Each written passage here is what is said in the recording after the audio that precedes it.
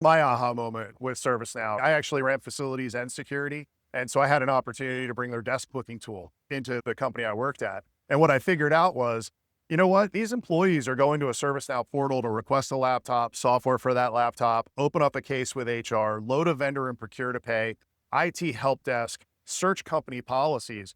Why are they not going there to request an access level on a badge, to request a mobile credential, to register a visitor or a guest, to add a contractor to the access system, which are all the workflows that we've built on the front end. And then through our partnership, we can actually automate on the back end. That achieves convenience for them, but by doing it that way, all the security is built in.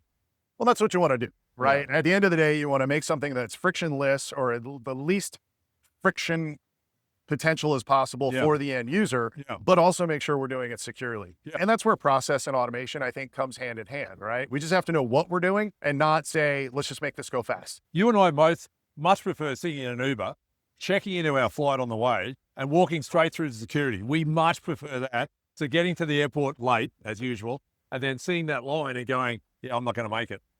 Because I have to go and get a check-in boarding pass from someone to print it. That was ridiculous that you had to do that. Well, no, and it's not just on the requester's perspective, but it's on the approver's perspective.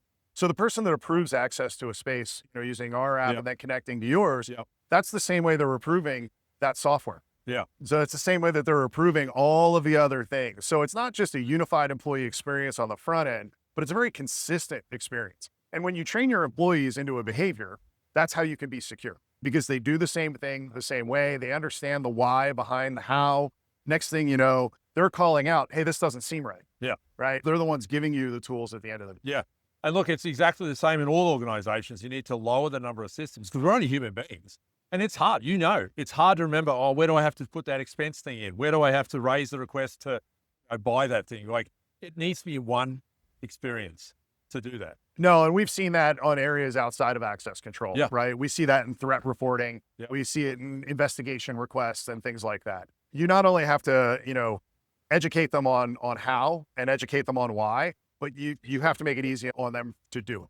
Otherwise, you don't get the reports. And a security team whose phone doesn't ring is not going to be a very successful security team. No. They have to be fed information by their customer base, in this case, their employees. Yeah, look, so we're really bringing that end user journey experience. We're really bringing that to the table because, as you say, the ServiceNow workflow and the automation you're bringing to the table is really, it's a unified experience. You're bringing that to the table.